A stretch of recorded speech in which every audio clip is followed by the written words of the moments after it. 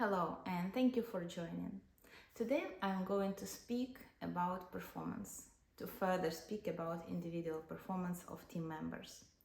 And I'm going to further unpack performance formula that I was talking about in the previous videos.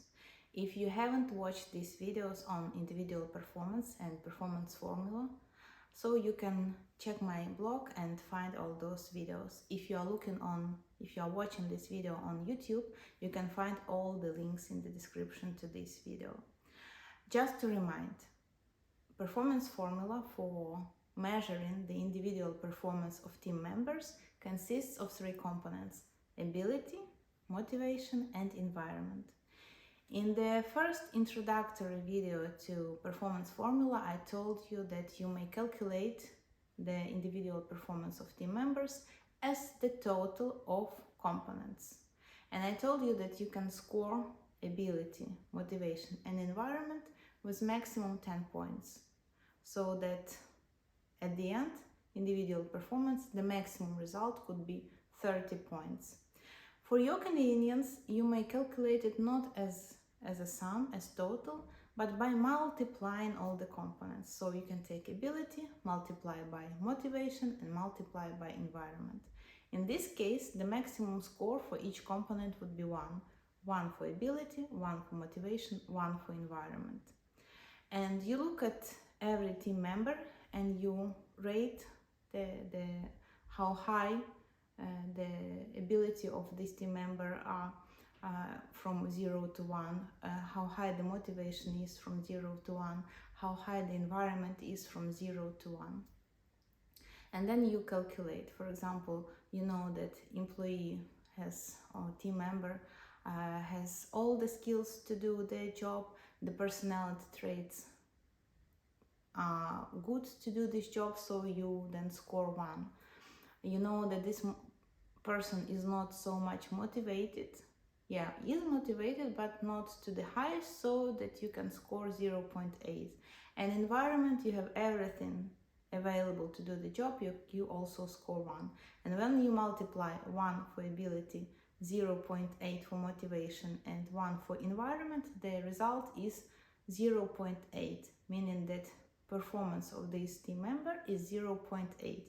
And you need to look at motivation component and how to increase this score to make the performance of this team member 100%. It can be also the case with the ability component. I didn't mention this in previous video, but it's very important to mention.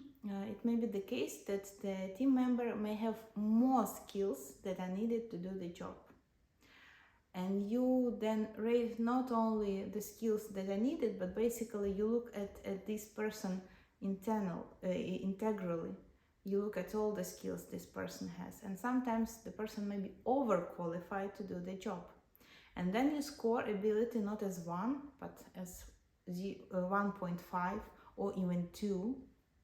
But in this case, it doesn't mean that the performance will increase to 2. No, maximum is 1. If the ability of this person is 2, then it may mean the motivation of this person is low.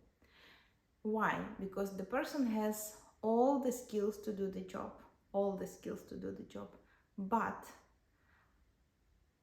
this person has more skills to do the job, and then this person feels unrealized or unfulfilled at this job. And then this person has no motivation to do this job because this job is boring for this person.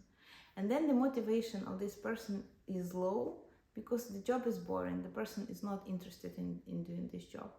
And it affects the final results or result of the performance. So in this case, if this is the case, in your situation, in your team, so you will need to look at motivation, how to increase motivation of such employee who is overqualified for the job. Either it is promotion or change in job or job enrichment or any other changes, horizontal, vertical, or whatever, to try to increase motivation of this person. And of course, it is always a communication. You can't do it one side, but this is the communication with this person. So that was about the performance formula and ability component that I needed to add on this. Again, if you haven't watched those videos, look at the links. And now we are going to speak about motivation. Motivation is extremely complex topic. I will take several videos to speak about this, and even in several videos I will not manage to cover this topic because it is super complex and you cannot look at it black and white. You cannot look at it from one side. You need to look at motivation from different perspectives. That's why we will speak about motivation taking into account different perspectives, different approaches, and then you will see how to work with motivation of your team members a job. And even with each and every individual person, you will maybe have a bit different approach with motivation, but having all this knowledge that I'm going to share with you, it will be easier for you to approach this topic. And the first approach on how we are going to look at motivation and consider motivation as a component in performance formula is the Maslow's hierarchy of needs. I am more than sure that you heard about this theory of needs, of human needs. There are many followers of this theory. There are many people who criticize this theory. We will just look at it in terms of this theory and how it can be looked at in corporate environment, in organizational environment. And it doesn't mean that I am telling now it's 100% truth, but it is worth having these insights and have this in mind when looking at motivation of employees. So as you may know, Maslow's hierarchy of needs consists of 5 levels. The first 3 levels are basic levels. The 2 top levels are more growth levels, higher needs levels.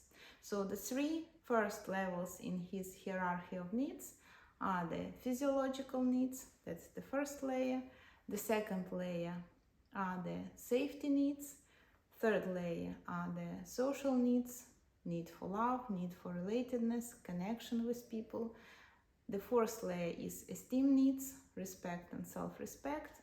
And the fifth layer is self-actualization needs. So the first layer of physiological needs, this is food, physiological needs that we have, and this is about really the basic needs. Safety needs, it's about having where to live, it's about some stability. Third, love and relatedness and connection, that's clear, friends, family, close people.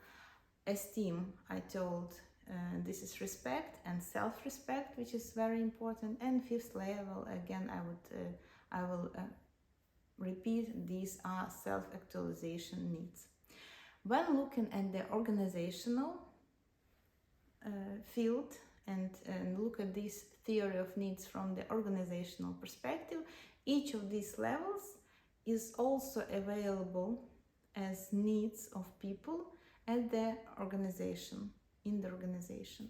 So the first level, physiological needs, when to translate it into the organizational structure, system, these are salary and working conditions. So the first layer is the salary and working conditions. The second layer is safety needs, here. When speaking about organization, this is job security. What does it mean, job security? It means that first of all, the job is secure to do in direct meaning of this word. And the second is that the person feels safe at job. It means that the person is not afraid to speak up. The person is not afraid to talk to his or her manager, to talk to colleagues. So there is no fear. And because there are organizations, unfortunately, that sometimes people are afraid to speak, are afraid to express their opinions. So this is about the safety level. The third level are the social needs. On this side, these are love and relatedness, and in organization, these are interpersonal relationships with colleagues, with managers, with other team members. And this means that these relationships need to be satisfying, to be good, and not to create anxiety or to create stress for the person. And especially this need is very interesting in terms of people who work remotely. People who work from home, this need is under risk here. Of course, people who work from home, most of them, I will not speak about all people, but very often these people have family members, so they have connection with people. But this is different kind of connection. This is about this let's say normal human needs, love and relatedness. But about job, these people who work remotely, they are not connected so much with their colleagues, and this need may be at risk. That is why it is very important for such people who are in such teams to meet regularly. And I would advise you, if you have such team members in your organization, if you have such teams in your organization, to make sure that they meet at least one quarterly, to make it regularly. Because if this need is not satisfied for these people who work remotely, then it may affect motivation, because we are now speaking about motivation. If this need is not satisfied, it impacts motivation. Because the theory of needs I'm speaking about, it's all about motivation. So if any of all these three needs I already talked about is not satisfied, it means the motivation of the person is lower than 1. So it means that if working conditions are not good for this person, if salary is not good, then the person is not satisfied, and then it influences performance. It influences motivation component in performance, and at the end influences performance. If safety needs are not satisfied, if person is afraid to speak up, if person is afraid to give feedback, if person is afraid to communicate a job, then again this safety need is not satisfied, and then motivation of this person to do her or his job is lower, and then the performance suffers. Same with this third level of needs, connectedness with people, interpersonal communications with colleagues. If it is not satisfied, then again the motivation is lower, and it influences the overall performance of this person. The fourth level of needs is esteem, respect, and self-respect. Same refers in organization. People have need to be respected, to respect themselves, and also this level includes here achievement and recognition. In this aspect, in this regard, it is very important to have goal setting system or culture in the company, so that people have goals which they achieve for them to satisfy this need for respect and achievement. And also this level of respect and self-respect includes recognition. It means that people need to be recognized. This is their need. This is not what they want, but this is their need to be recognized, which means they need to have regular feedback for their job. And again, if this need is not satisfied, if the person doesn't feel respected at job, if the person doesn't feel that he or she achieves something at job, or when this person feels that he or she is not recognized properly for the job he or she is doing, then this need is not satisfied. Then the motivation to do the job is lower, and then again overall performance of this person suffers. And the fifth need in this theory of needs, in terms of, let's say again, normal human needs, is self-actualization, but basically this is the same at job, which means self-realization, self-fulfillment and self-actualization at job. It means that the person has responsibilities, has power, has autonomy to do his or her job, so that the competencies of this person are realized at job. And then the person has this autonomy, the competences, all her or his competences are realized, and then this person feels that this need is satisfied, and then motivation is high to do the job, and then performance is high. If this need is not satisfied, then the motivation is lower, and again overall performance of this person suffers. Speaking about this hierarchy of needs, there are different opinions on how to look, how the needs are satisfied. There are followers that think that each next need can be satisfied only when the previous need is satisfied, when more basic need is satisfied. For example, the second level safety needs can be satisfied only if the first level of physiological needs is satisfied. So the person wants to satisfy lower needs first, and then it goes next. For organization, the person wants to satisfy the need first for working conditions and salary. When this need is satisfied, then the person needs to satisfy his or her need for job safety. When this is satisfied, two levels are satisfied, then the person needs to have good interpersonal relationships with their colleagues and managers. Then when all three are satisfied, then person needs to have respect, self-respect, achievement and recognition at job. Then when 4 needs are satisfied, then the person wants to have self-realization and self-fulfillment in job. This is the one way how to look at this.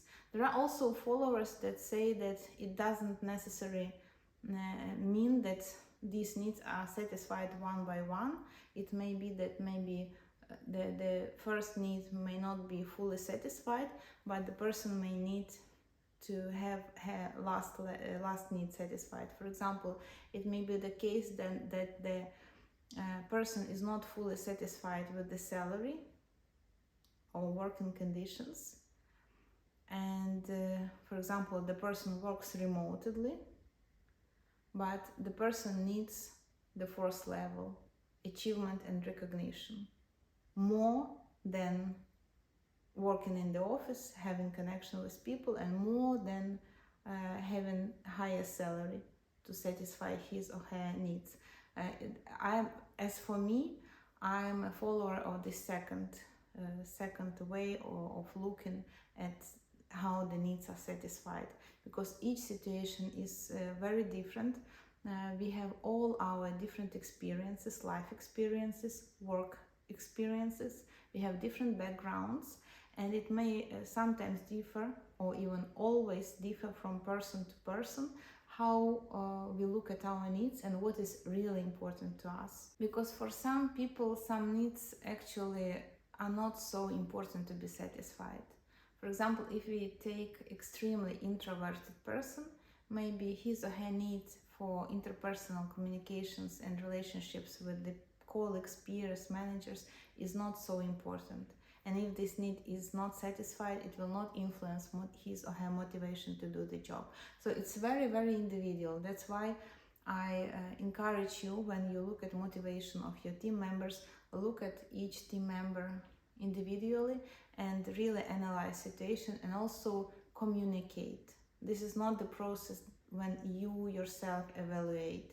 This is the two-side process, because you may assume motivations and needs of your team members, but you will never know unless you have clear, direct and honest communication with your team members. In my further videos, I'm going to further unpack motivation, but if you are interested, for example, in this topic more, you may reach me, you may ask me questions, I will be glad to answer them.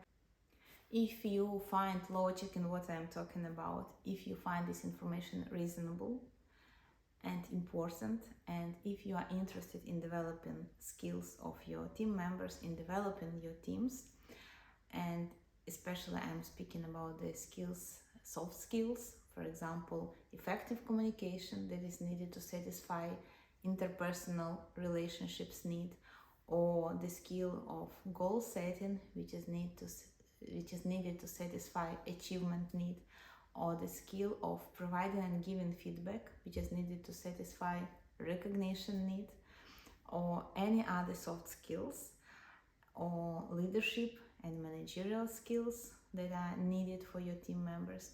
And if you find that I may be the right person to conduct such training for your team members, I will be glad if you contact me and ask me for details regarding the trainings I offer, and we may see if we can cooperate in the future.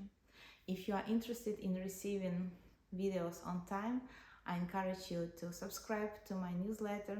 If you are watching this video on my blog, so the subscription form is below.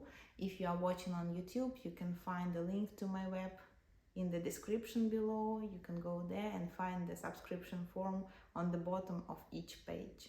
Hope that this information was useful, that it was practical for you, and thank you for watching this video.